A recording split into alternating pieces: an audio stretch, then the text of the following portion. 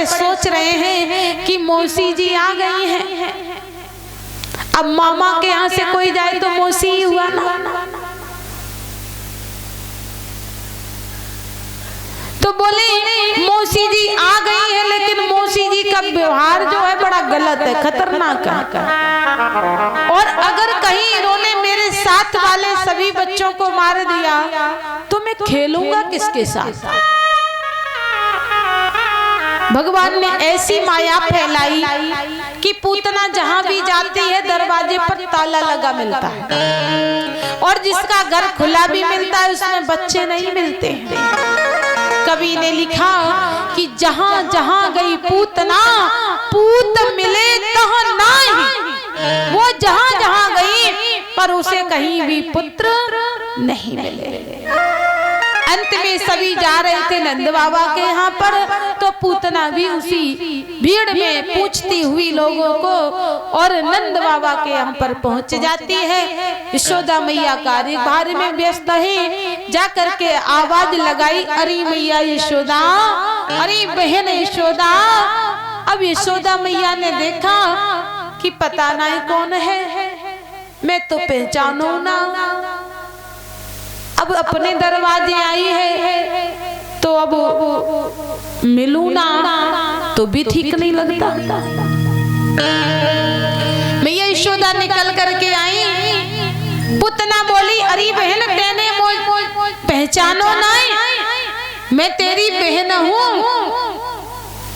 यशोदा मैया सोच रही, माई ना जाई मैंने गोद ना खिलाई, तू मेरी बहन कहाँ से आई। मोको तो कछु याद ना आया। पूतना ने इतना लंबा रिश्ता बताया, मामा के मामा के मामा के, मौसी के, बुआ के, फूफा के, ऐसे मैं तुम्हारी बहन हूँ। यशोदा मैया बोली, फिर एक बात बताओ, आप हमारे विवाह में क्यों नहीं आई, और या फिर आपने हमें अपने विवाह में क्यों नहीं बुलाया। पूतना बोली, कहा करूं, तेरो और मेरो ब्याह साथ ही में भयो, तो ना मैं तेरे ब्याह में आ पाई और ना तू मेरे में।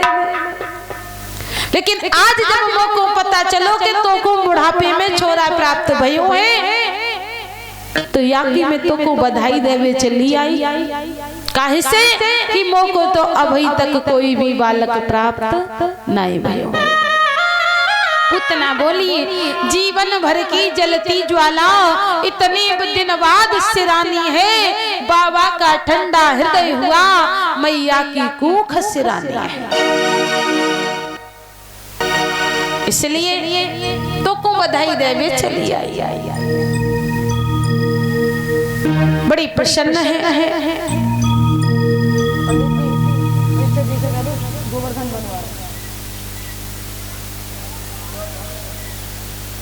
अरे तो कह दो, दोनों बातें कह दो।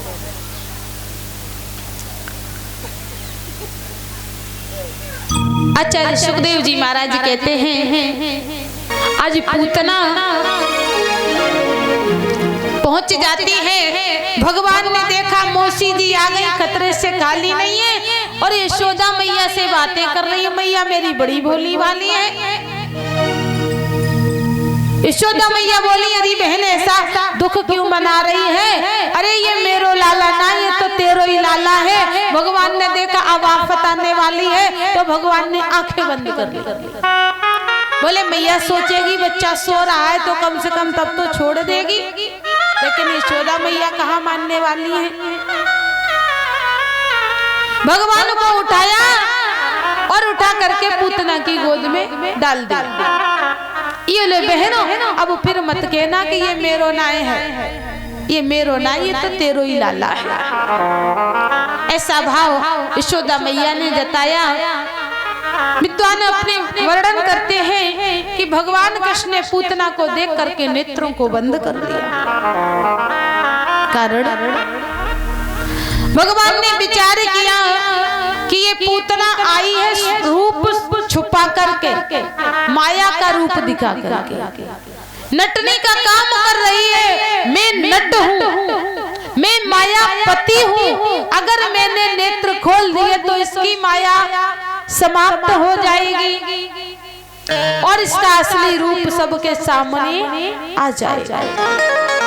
और ये इतनी विकराल है कि मैया मेरी भोली भाली है, डर जाएगी, इसलिए भगवान ने नेत्रों को बंद कर लिया। दूसरा भाव विद्वान देता है कि भगवान भोलेनाथ को याद किया कि प्रभु हम तो दूध दही मक्खन खाने के लिए आए थे और छठी के दिन ही हमको जहर पीना पड़ रहा है। क्यों? क्योंकि पूतना अपने स्तनों में जहर लगा के आई है। तो भगवान मानो नेत्र बंद करके भोले बाबा को याद कर रहे हैं कि भोले बाबा आ जाओ, जहर तो आप पीते हो तो आप जहर पी लो और दूध हम पी लेंगे। इसलिए भगवान ने नेत्रों को बंद कर लिया। तीसरा विद्वान अपना मत देता है कि भगवान के सूर्य और चंद्रमा दो नेत्र कहे गए हैं। तो सूर्य चंद्रमा ने देखा कि ये विशाल घातनी राक्षसी है और ये मेरे घर में आई है, तो मानो उन्होंने अपने दरवाजे बंद कर लिए, इसलिए नेत्र भगवान ने बंद कर लिए। अन्यत्र विद्वान मत देता है, भगवान सोचने लगे कि ये पूतना तो राक्षसी है, फिर इसका ऐसा कौन सा पुण्य प्रबल हो गया जिससे इसको मेरी माता बनने का सौभाग्य प्राप्त हो रहा है, क्योंकि दूध तो माँ ही पिलाती है। मेरी धात्री बनने का इसे सौभाग्य किस पुण्य से मिल रहा है? तो नेत्र बंद करके भगवान पूतना का पिछला खाता देखने लगे। जब कोई चीज याद करनी हो तो नेत्र बंद करके सोचना पड़ता है। तो भगवान पूतना का खाता देख रहे हैं। इस प्रकार से भगवान ने नेत्रों को बंद किया। मत तो बहुत है, अन्यत्र सीधी सी बात कहें कि जब नन्हा सा बालक होता है और वो दुग्धा पान करता है तो अपने नेत्र बंद कर लेता है। जैसे ही भगवान पूतना की गोद में पहुंचे, मौसी जी ने यशोदा मैया से कहा, अगर तेरी आज्ञा हो तो मैं मातृ सुख प्राप्त करना चाहती हूँ, और मातृ सुख तो तभी मिलेगा जब मैं अपने लाला को दुग्ध पान कराऊंगी। मैया यशोदा ने कहा बिल्कुल कराइए। आज पूतना भगवान को दुग्धपान कराने लगी है, और जैसे ही बाल कृष्ण ने दुग्धपान करना प्रारंभ किया तो पहले तो पिया भगवान ने दूध, और दूध पीने के बाद में अब भगवान पूतना का प्राण पीने लगे। आज पूतना का जब भगवान दुग्ध के साथ में प्राण पीने लगे तो पूतना की नसें खिंचने लगी और शरीर में पूतना के आज अजीब सी घुटन होने लगी है। पूतना चिल्लाई, अरे यशोदा अपने या लाला को ले जाओ, तेरे लाला ने तो मोको मार ही डालो। पूतना कन्हैया को भी बोल रहे हैं, अरे लाला छोड़ दे, अरे छोड़ दे कन्हैया। लेकिन भगवान कहते हैं, अरे मौसी जी मोको तो पकड़नो आवे, छोड़नो तो मोरी मैया ने मोको सिखायो ही नहीं। पूतना ने 2 बार कहा, सा मुंच मुंचाल मती प्रभाषणी, 2 बार कहा छोड़ दो छोड़ दो, और जब नहीं छोड़ा तो पूतना भाग पड़ी है। विशाल स्वरूप धारण करके भागी भगवान पूतना को पकड़ के ही उसके सीने से लगे हुए चले जाते हैं।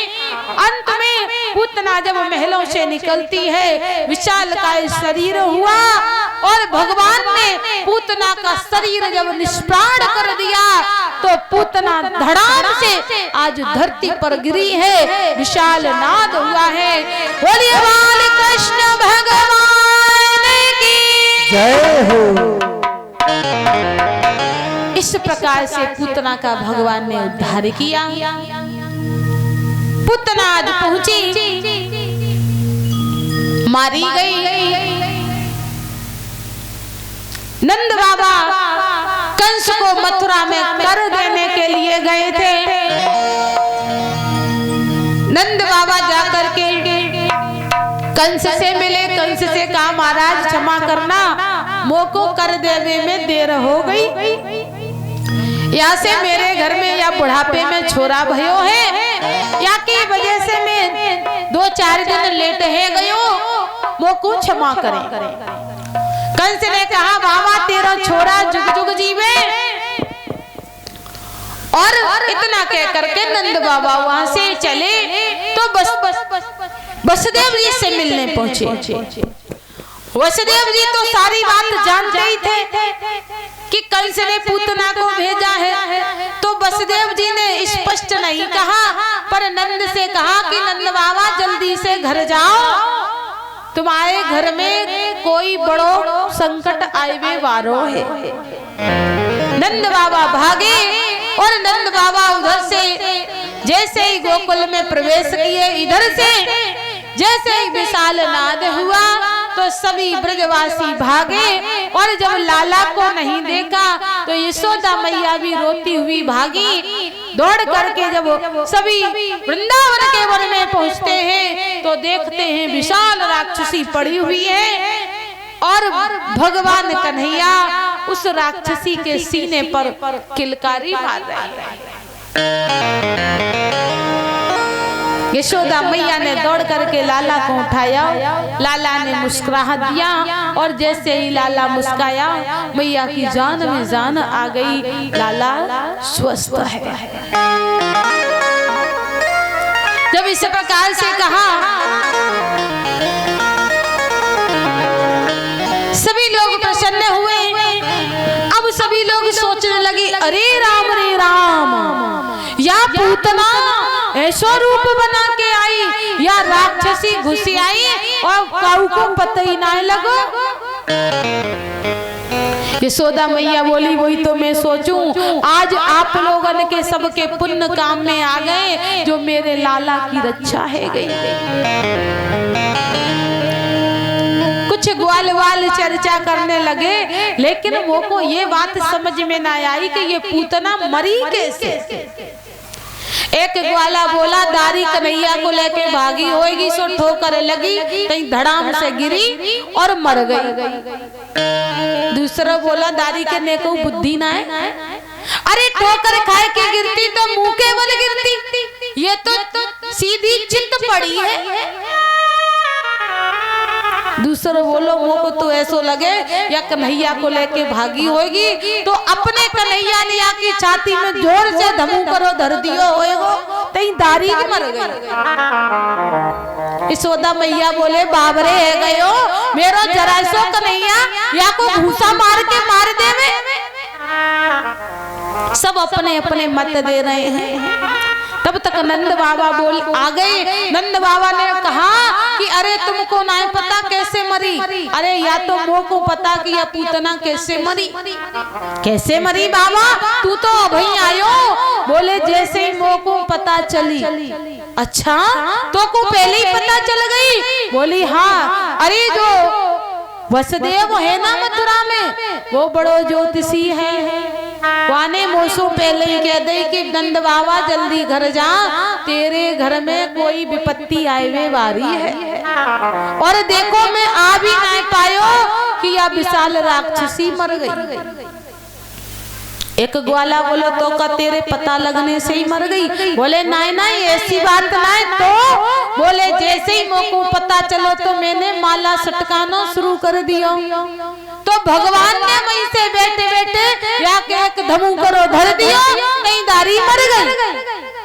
ग्वाले बोले अब मरी सो मरी, चाहे जैसे मरी, अपनी आफत कटी। अब यह सोचो कि जाको ठिकाने कैसे लगा, या तो इतनी भारी है एक बार में तो उठ के जाए ना। नंद बाबा ने कहा या को काट काट के जला। आज उस विशाल पूतना को काट काट कर कई हिस्सों में जलाया गया। प्रमाण तो यहाँ तक मिला है कि जब कई हिस्सों में उसको जलाया गया, उस दिन वृंदा गोकुल वासियों ने होली का त्योहार मनाया।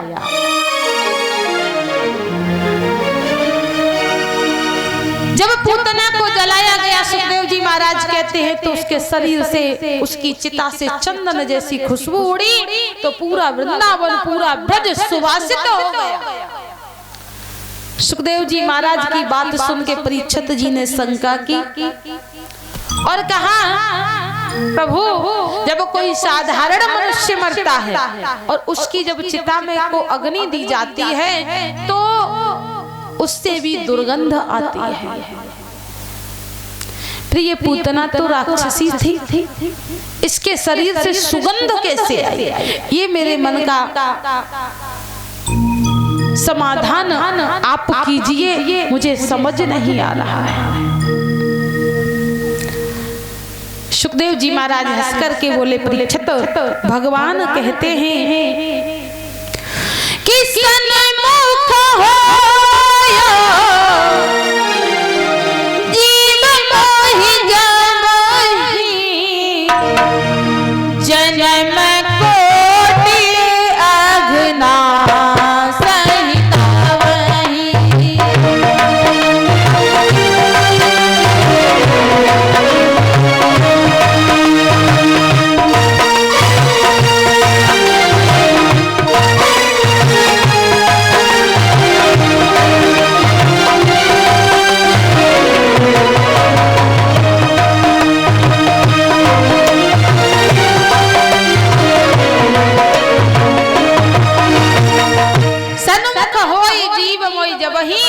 जन्म कोट अघनासई तबई। जीव पापी से भी पापी जीव अगर जब मेरे सामने आ जाता है तो उसको भी समस्त अपने पापों से मुक्ति मिल जाती है, उसके पाप नष्ट हो जाते हैं। फिर इस पूतना का तो भगवान ने